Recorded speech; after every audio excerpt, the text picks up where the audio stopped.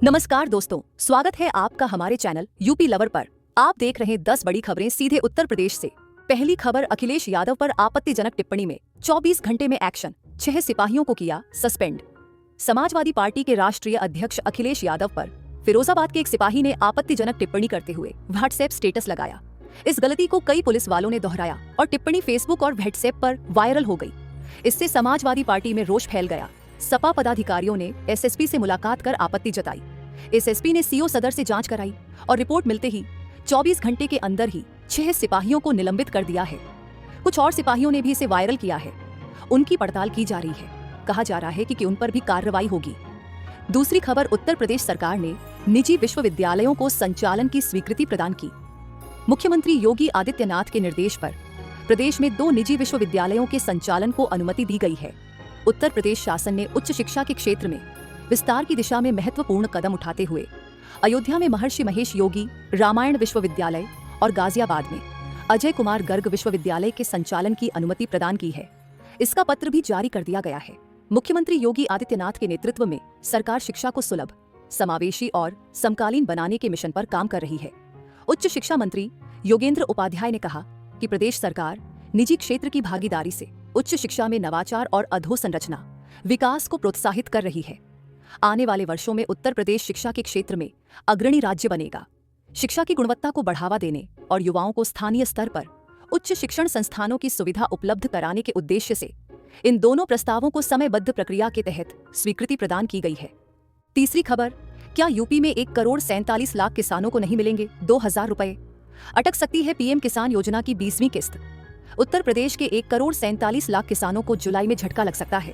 तमाम कोशिशों के बावजूद राज्य के 1 करोड़ 47 लाख किसानों ने अब तक फार्मर रजिस्ट्रेशन की प्रक्रिया को पूरा नहीं किया है। ऐसे में पूरी आशंका है कि इन किसानों के खाते में पीएम किसान सम्मान निधि की 20वीं किस्त के 2000 रुपये नहीं आए। प्रधानमंत्री किसान सम्मान निधि के 2000 रुपये इस महीने जुलाई में आ सकते हैं। मगर उत्तर प्रदेश में किसानों के लिए चलाई जा रही सरकार की लाभकारी योजनाओं का लाभ पाने के लिए जरूरी फार्मर रजिस्ट्रेशन की रफ्तार सुस्त होती जा रही है। राज्य में कुल 2 करोड़ 88 लाख किसानों को इस प्रक्रिया से जोड़ने का लक्ष्य निर्धारित किया गया था, लेकिन अभी तक केवल 1 करोड़ 41 लाख 13,505 किसानों ने ही पंजीकरण कराया है। चौथी खबर, संविदा कर्मियों को लेकर योगी सरकार का बड़ा फैसला, वेतन भुगतान और ईपीएफ ईएसआई के भी निर्देश जारी। यूपी के लाखों संविदा कर्मियों को लेकर योगी सरकार बड़ा फैसला लिया है। योगी सरकार ने संविदा कर्मियों के वेतन भुगतान से लेकर ईपीएफ ईएसआई को लेकर भी निर्देश जारी कर दिए हैं। साथ ही आउटसोर्सिंग कार्मिकों, संविदा कर्मियों के श्रम अधिकारों, पारिश्रमिक और सामाजिक सुरक्षा की रक्षा के लिए उत्तर प्रदेश आउटसोर्स सेवा निगम के गठन की सरकार ने मंजूरी भी दी है। मुख्यमंत्री ने कहा कि यह निगम प्रशासनिक व्यवस्था में पारदर्शिता लाने के साथ साथ आउटसोर्सिंग कर्मचारियों के जीवन में स्थायित्व और भरोसा सुनिश्चित करेगा। पांचवी खबर, ई रिक्शा खरीदने को ड्राइविंग लाइसेंस, ट्रेनिंग सर्टिफिकेट जरूरी नहीं, एचसी ने रद्द किया आरटो का आदेश। इलाहाबाद हाईकोर्ट ने कहा है कि ई रिक्शा या ई कार्ट की खरीद बिक्री के लिए ड्राइविंग लाइसेंस या प्रशिक्षण प्रमाण पत्र, ट्रेनिंग सर्टिफिकेट लेना अनिवार्य नहीं है। कोर्ट ने कहा कि मोटर वाहन नियमावली 1989 के नियम 8A के तहत केवल ई रिक्शा चलाने के लिए प्रशिक्षण जरूरी है, खरीदने या बेचने के लिए नहीं। यह आदेश न्यायमूर्ति अश्वनी कुमार मिश्र एवं न्यायमूर्ति जयंत बनर्जी की खंडपीठ ने मेरठ की हिंद सर्विसेज की याचिका पर अधिवक्ता प्रारब्ध पांडे और दूसरे पक्ष के वकील को सुनकर दिया। याचिका के अनुसार सहायक क्षेत्रीय परिवहन अधिकारी मेरठ के जारी आदेश में केवल ड्राइविंग लाइसेंस और ट्रेनिंग प्रमाण पत्र रखने वाले व्यक्तियों को ही ई रिक्शा बेचने की अनुमति दी गई थी। इसे नियमों के विरुद्ध बताते हुए तर्क दिया गया कि नियम 8 केवल ई रिक्शा चलाने के लिए 10 दिवसीय प्रशिक्षण की बात करता है। इसमें कहीं भी यह नहीं कहा गया है कि बिना प्रशिक्षण प्रमाण पत्र के कोई व्यक्ति ई रिक्शा नहीं खरीद सकता है।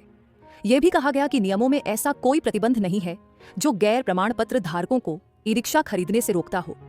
छठी खबर, सीएम योगी का बड़ा फैसला, आउटसोर्स कर्मचारियों की सैलरी अब हर महीने की 5 तारीख को अकाउंट में आएगी, बताओ। सीएम योगी आदित्यनाथ ने प्रदेश के आउटसोर्सिंग कर्मचारियों को राहत देने वाला बड़ा और ऐतिहासिक फैसला लिया है।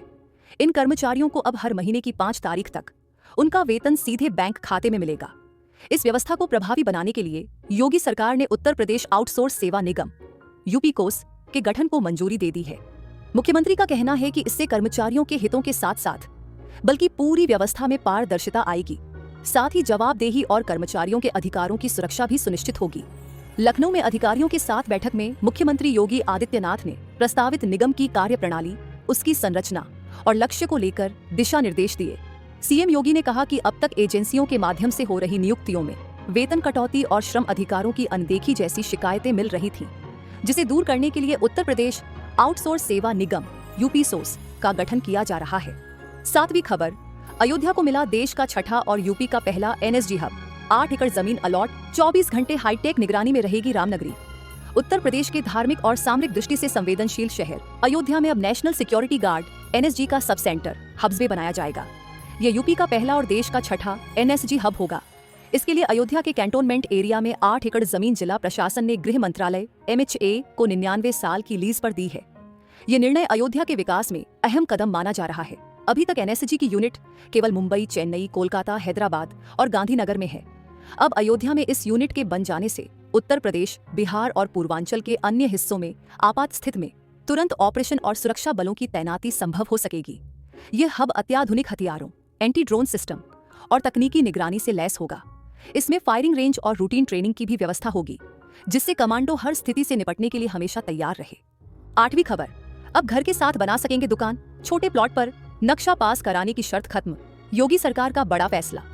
उत्तर प्रदेश की योगी आदित्यनाथ सरकार ने प्रदेश के शहरी विकास को नई दिशा देने के लिए एक महत्वपूर्ण और क्रांतिकारी फैसला लिया है। इस नए नियम के तहत अब प्रदेश के शहरों में आवासीय मकानों के साथ व्यावसायिक दुकानें बनाना पूरी तरह से वैध हो जाएगा। साथ ही छोटे भूखंडों पर नक्शा पास कराने की अनिवार्यता भी समाप्त कर दी गई है। ये पहल न केवल आम नागरिकों के लिए निर्माण प्रक्रिया को सरल बनाएगी, बल्कि शहरी क्षेत्रों में आर्थिक गतिविधियों को भी बढ़ावा देगी। आइए विस्तार से जानते हैं इस नीति के तहत क्या क्या बदलाव होंगे और यह नीति शहरी विकास को किस तरह प्रभावित करेगी।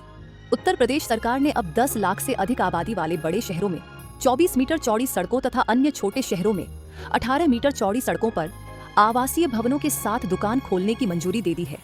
इससे पहले यह नियम सख्त था और शहरी विकास के लिए कड़ी शर्तें लगाई जाती थीं, लेकिन अब यह बाधा खत्म हो गई है।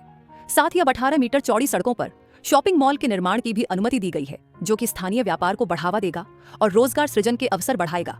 9वीं खबर, इलाहाबाद हाईकोर्ट ने यूपी सरकार के स्कूल पेयरिंग कदम के खिलाफ याचिकाओं पर फैसला सुरक्षित रखा। इलाहाबाद उच्च न्यायालय ने 50 से कम छात्रों वाले प्राथमिक और उच्च प्राथमिक विद्यालयों को निकटवर्ती संस्थानों के साथ जोड़ने के उत्तर प्रदेश सरकार के फैसले को चुनौती देने वाली याचिकाओं पर शुक्रवार को सुनवाई पूरी कर ली, लेकिन अपना फैसला सुरक्षित रख लिया। न्यायमूर्ति पंकज भाटिया की पीठ ने कृष्णा कुमारी और अन्य द्वारा दायर 2 अलग अलग याचिकाओं पर अपना आदेश सुरक्षित रख लिया, जिनमें राज्य सरकार के 16 जून के आदेश को रद्द करने की मांग की गई है। याचिकाकर्ताओं के वकील LP मिश्रा और गौरव मेहरोत्रा ने तर्क दिया कि राज्य सरकार की कार्रवाई संविधान के अनुच्छेद 21A का उल्लंघन करती है, जो 6 से 14 वर्ष की आयु के बच्चों को शिक्षा के अधिकार की गारंटी देता है।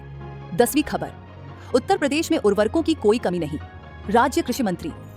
उत्तर प्रदेश के कृषि मंत्री सूर्य प्रताप शाही ने शुक्रवार को कहा कि राज्य में उर्वरकों की कोई कमी नहीं है।